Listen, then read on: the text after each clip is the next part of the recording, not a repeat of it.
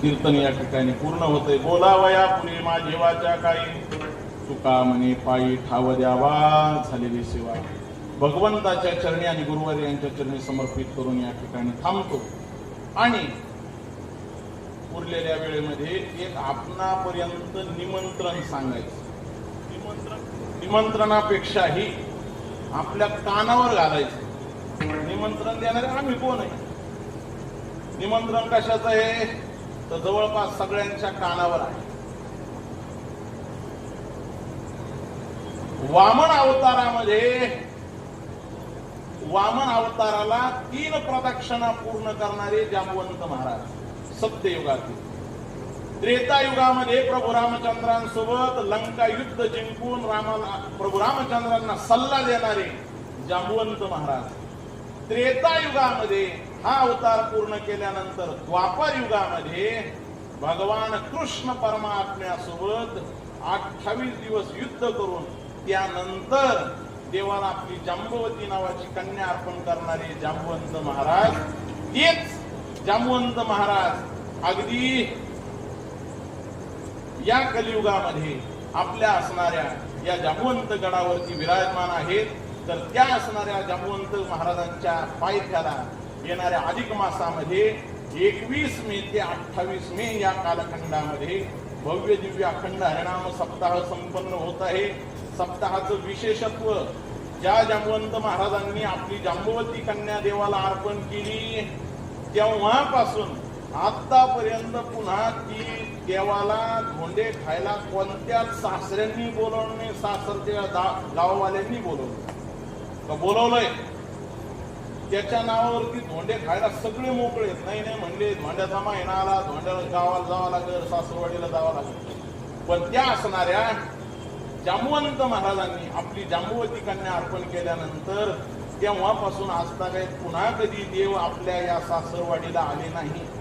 ते आणण्याचं सौभाग्य आता आपल्याला प्राप्त होत. आणि ते प्राप्त होतंय ते येणाऱ्या अधिक मासामध्ये 21 मे ते 28 मे अंबड तालुका, बदनापूर तालुका या अंतर्गत येणारे जांबवंत महाराज भक्त परिवार या सप्ताहाचं आयोजन करतायत. अधिक मास सप्ताह समिती आणि जांबवंत गड संस्थान यांच्या समन्वयातून भव्य दिव्य अखंड हरिनाम सप्ताह संपन्न होतोय. त्यामध्येच आणखीन एक विशेषत्व म्हणजे विश्व माऊली ज्ञानोबारायांच्या 7शतकोत्तर सुवर्ण जयंती महोत्सव वर्ष, अर्थात माऊलींना अवताराला येऊन 750 वर्ष पूर्ण होत आहे.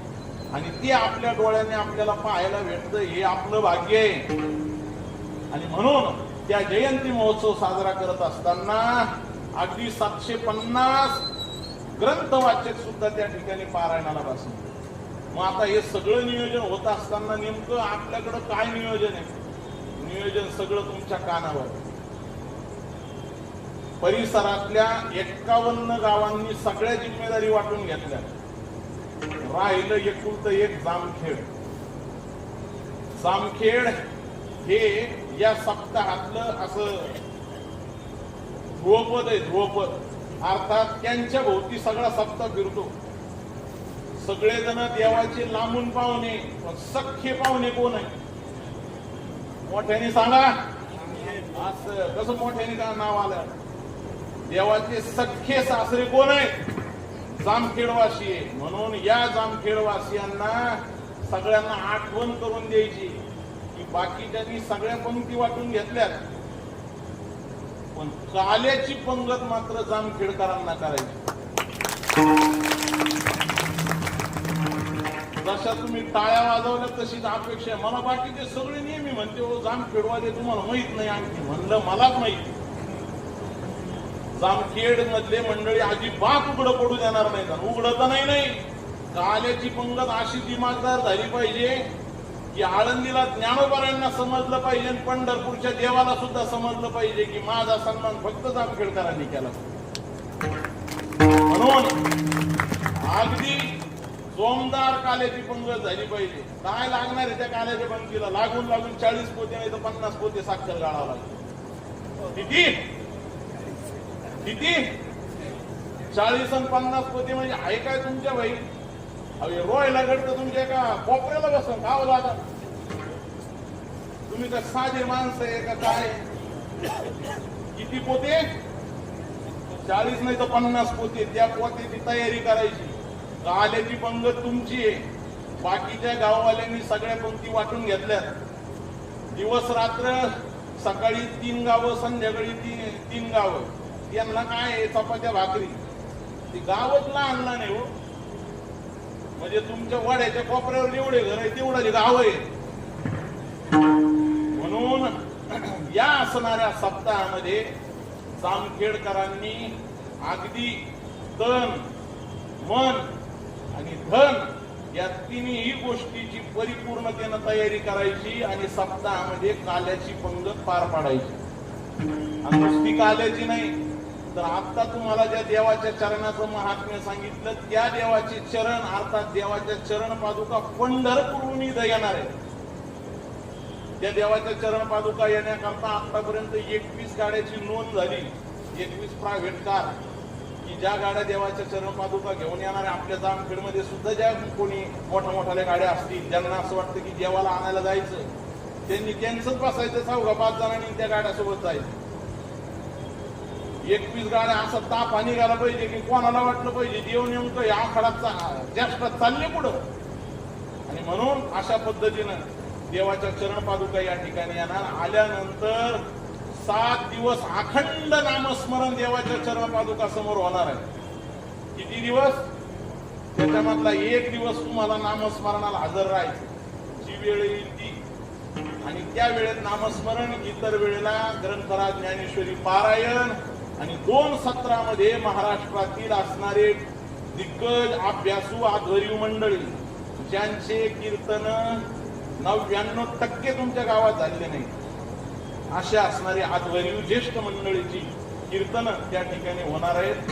कीर्तन, ज्ञानेश्वरी पारायण, नामस्मरण आणि अन्नदान या 4ही बाजूने भव्य दिव्य असणारा अखंड हरिनाम सप्ताह होतोय. त्यासोबतच आदरणीय असणारे आमचे मनोहर देवा यांच्यासोबतही बोलणं झालंय. त्या पद्धतीने आणखीन सुद्धा त्या ठिकाणी आणखीन काही उपक्रम करता आले तर त्या पद्धतीने तयारी करूया. तर असा असणारा भव्य दिव्य अखंड हरिनाम सप्ताह 21 मे ते 28 मे. आता आणखीन एक सूचना. येणाऱ्या 13 तारखेला तुम्ही जामखेडवरून गडावरती पायी दिंडी घेऊन येता ना? येता.